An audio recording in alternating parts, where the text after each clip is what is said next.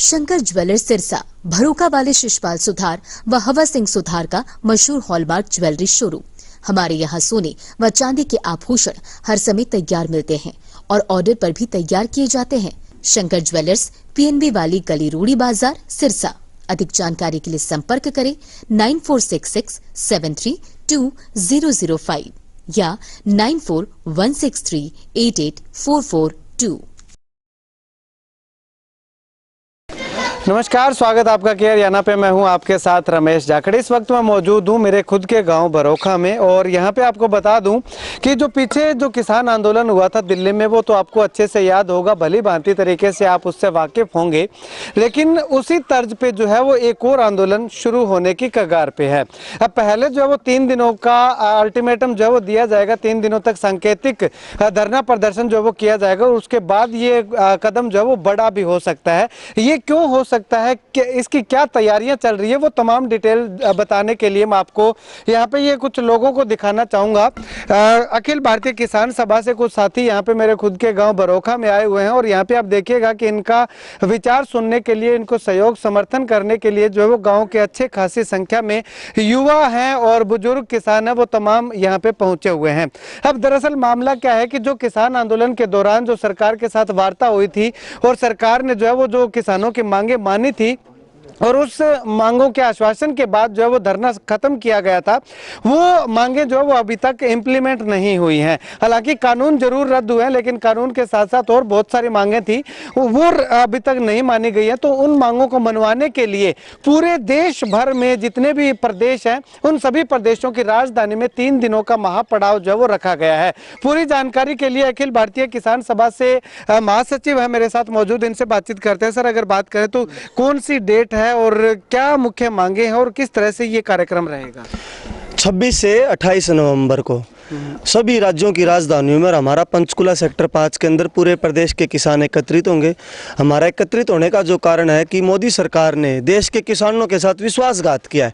13 महीने हम बॉर्डर पे बैठे रहे, 3 कृषि कानून वापस लिए, उनको चोर दरवाजे से फिर से लागू करने की सरकार की योजना है। 2 नंबर बात, पूरे देश में किसानों को एमएसपी जो स्वामीनाथन आयोग कहता है C2 फार्मूला के हिसाब से मिलना चाहिए, उसकी गारंटी अभी तक नहीं दी। सरकार ने एक कमेटी बनाई, उस कमेटी में भी सभी अपने नुमाइंदे लिए। उस कमेटी में एमएसपी का कोई जिक्र नहीं है। वो जो कमेटी बनाई, बकायदा लिखित आश्वासन है, सेक्रेटरी के साइन उस पर भारत सरकार के, और वो कमेटी जो प्राकृतिक खेती की बना दी एमएसपी का, उसमें कोई जिक्र नहीं है। तीसरा, बिजली संशोधन कानून जो था 2020, उसको सरकार दोबारा ले आई, संसद के अंदर 2023 बन चुका है वो, उसको भी जबरदस्ती देश के किसानों पे थोपना चाहती है। ये तो हमारे राष्ट्रीय स्तर के मुद्दे हैं। इसके अलावा किसान मजदूरों की कर्जा मुक्ति का सवाल है, फसल खराबे का मुआवजा है, इन तमाम लंबित मुद्दों को लेके भी पूरे प्रदेश का किसान 26, 27, 28 नवंबर को चंडीगढ़ पहुंचेगा। दूसरी बात, इस बार ये अलग तरह का आंदोलन होगा। जब हम 26 नवंबर को 2020 में दिल्ली गए थे, किसान गया था, मजदूरों ने हड़ताल करके समर्थन की थी, कर्मचारियों ने समर्थन किया था। इस बार ये जो आंदोलन है, ये पूरे देश भर के अंदर किसान, मजदूर, कर्मचारियों सबका साझा आंदोलन है। संयुक्त किसान मोर्चा और जो तमाम ट्रेड यूनियनें हैं वो इसके अंदर सम्मिलित हैं। तो 3 दिन का पड़ाव जो हमारा इस बार चंडीगढ़ के अंदर होगा। ठीक है, तो अभी आप जो है वो 26 नवंबर को ये पड़ाव को सक्सेसफुल करने के लिए गांव-गांव जा रहे हैं, तो गांव में लोगों का कैसा रिस्पांस मिल रहा है, कैसा रुझान मिल रहा है? लोगों का बहुत अच्छा रिस्पांस, और सभी जगह पे लोगों ने हमें इस बात के लिए आश्वस्त किया कि वो 26 नवंबर को पंचकुला पहुंचेंगे।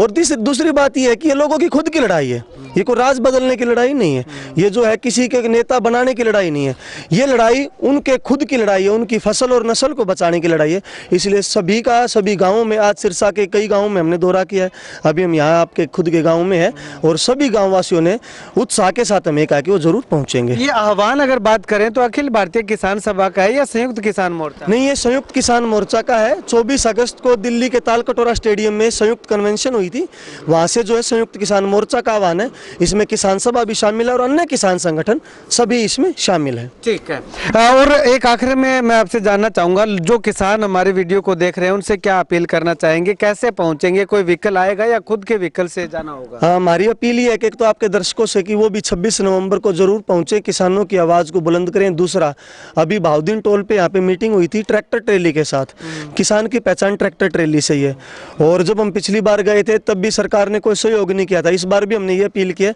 सब अपने साधन लेके खाने का पीने का अपने बिस्तर लेके वहाँ पे जाएंगे और यहाँ पे भी इकट्ठा होके ट्रैक्टर ट्रॉली लेके हम यहाँ से जाएंगे। और सभी जिलों के अंदर जो संयुक्त किसान मोर्चा के घटक संगठन है वो आपसी तालमेल कर रहे हैं, तो सभी दर्शक या किसान भाई उनसे संपर्क करके ज़्यादा से ज़्यादा संख्या में पहुँचे। अभी ये 3 दिनों का एक सांकेतिक महापड़ाव आपने रखा है, तो अगर मांगे नहीं मानी जाती हैं तो ये महापड़ाव आगे भी बढ़ सकता है या फिर उसके बाद आगे की रणनीति तैयार? अभी तो 3 दिन का है और संयुक्त मोर्चा का फैसला ये है कि ये लड़ाई तो जब तक जारी रहेगी जब तक हमारी मांगे पूरी नहीं हो जाती।